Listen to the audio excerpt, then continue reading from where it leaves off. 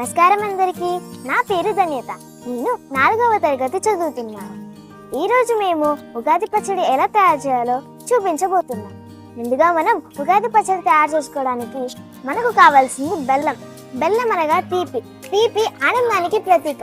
ఏడాదంతా ఆనందంగా ఉండాలని ఈ రుచి ద్వారా సూచించడం జరుగుతుంది. తీయటి పదార్థాలు తినడం వల్ల ఆయుర్దాయం పెరుగుతుంది, శరీరానికి కావాల్సిన శక్తి అందుతుంది. పులుపు. పులుపు నేర్పుకు ప్రత్యేకంగా చూస్తారు.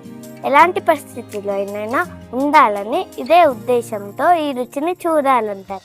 ఇక ఆహారంలోని పులుపును భాగం చేయడం వల్ల దోషాలను తగ్గిస్తుంది, ఆకలి పెరుగుతుంది, అదే విధంగా జీర్ణ సమస్యలు ఉండవు.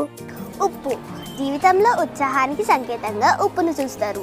ఉప్పు నీరు ఉన్న ఆహార పదార్థాలు ఎక్కువగా తీసుకోవడం ఆరోగ్యానికి మంచిది కాదు, కాబట్టి ఉప్పును కూడా మితంగానే తీసుకోవాలి.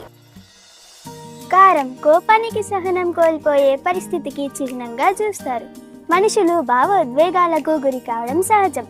కారంతో కూడిన ఆహారాల వల్ల జీర్ణశక్తి పెరుగుతుంది, రక్త సరఫరా కూడా మెరుగుపడుతుంది. చేదు. చేదును బాధ కలిగించే అనుభవాలకు సంకేతంగా భావిస్తారు. బాధలు కూడా జీవితంలో భాగమేనని చాటి చెప్పడానికి చేదుని కూడా పచ్చడిలో భాగం చేశారు. ఇక చేదుగా ఉన్న ఆహారం తినడం వల్ల శరీరంలోని వ్యర్థాలు బయటికి పోతాయి, శరీరం అంతర్గతంగా శుభ్రపడుతుంది.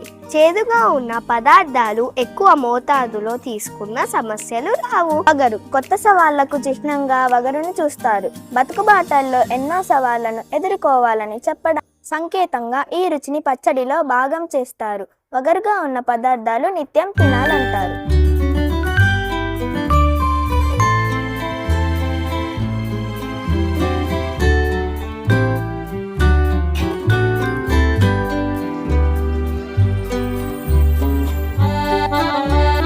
ఒక శ్లోకాన్ని చెప్తాను, దాని తరువాత మనం అందరం కలిసి ఉగాది పచ్చడిని స్వీకరిద్దాం. శతాయుష్యం వజ్రదేహం దదాత్యర్థం సుఖాని చ సర్వరిష్ట వినాశాంచ నింబకందల భక్షణం.